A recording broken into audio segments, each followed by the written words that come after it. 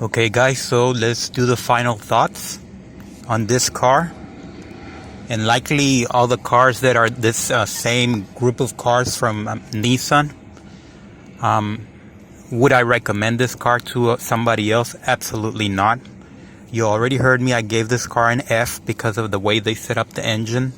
I understand that this is a V6 and that needs a little bit more space. They did not give themselves any more space on the front. They just wanted to put all that trunk space in the back. So you do have a lot of trunk space, but when it's time to repair this car or even changing the spark plugs, you're gonna have to hire a scientist to figure that out. Just to change the spark plugs. That's amazing. On a little car like this is not a Mercedes, this is not a Corvette, this is not a Lamborghini, this is just a Nissan. And you need a scientist to figure out how to change those spark plugs. So let's, another thing that I've noticed about this car, the other thing I noticed about this car is that it's too long. It doesn't seem like it if you look at it from the side, but it's actually too long. When you're trying to get out from a tight space, it's very difficult. It's too long. So that's a bad thing. Like we said, it does have that extra room space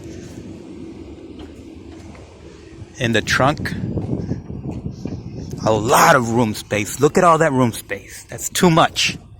And the reason why I say it's never too much, but the reason why I say it's too much is because they have to sacrifice something to get this amount of room space. And that something is, of course, over here. They sacrificed everything. So here's your big sacrifice.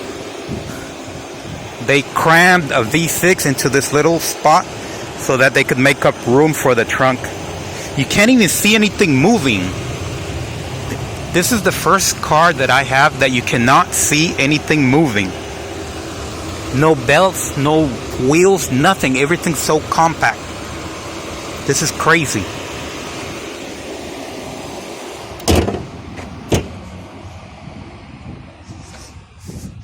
So yeah, that's a bad thing. The other thing that I don't like about this car is the gas pedal. It has a lot of tension. It's like they put a very thick spring to keep it in place. So it's under a lot of tension. And while that doesn't really matter too much, you can just press harder and to compensate for that tension. The problem is that it's all psychological.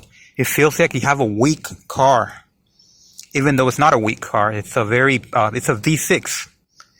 You can definitely, when you press it hard, you can definitely feel how it pulls. It's like an airplane. But you're pressing so hard that you get the impression that it's a weak car, even though it's not. Another thing, a while ago this was a full tank, and now look, it is a gas guzzler, which is to be expected from that kind of engine. So that doesn't surprise me. The navigation is awkward at the very best. If you want to go somewhere, you have to click destination rather than search. So they just made it awkward. And this is the interface. I don't like it. I don't like these buttons either. They're kind of plasticky. You can hear it. All plastic. I wish it was rubber. I like this. This is great. I love the AC and the heater thing. It's great. I love it. So that part is good. They did a good job. They did a bad job right here with these LEDs. Not just this particular car, but I've seen this in other Nissans.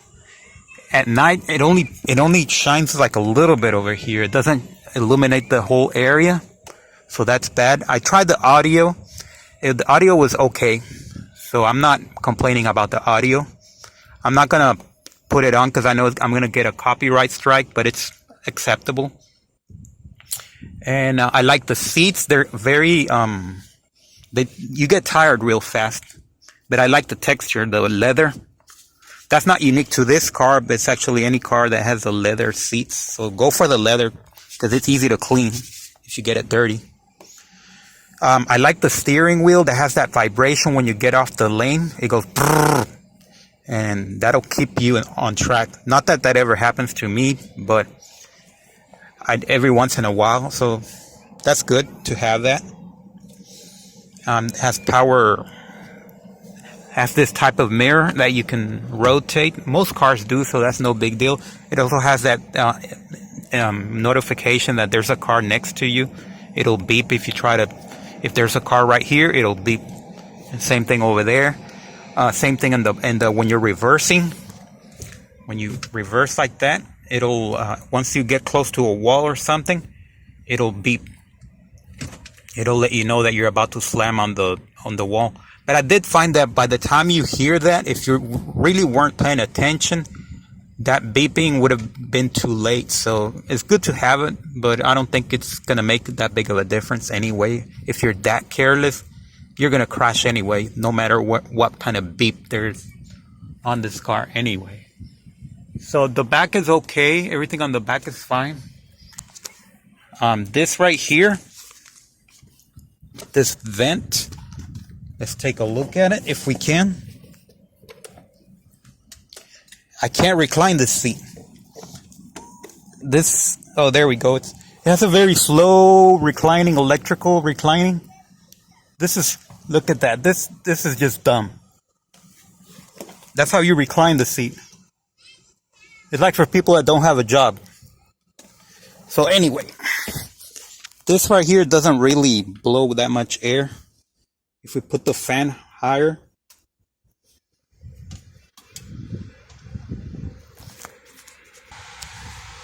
yeah, if you it blows a little bit of it blows a medium amount of air, so I'm okay with it. But you have to put it over there on max to get some air out of here. If you just put it on medium or low, you're not going to get much air from this. So the back is okay. I'm happy with it.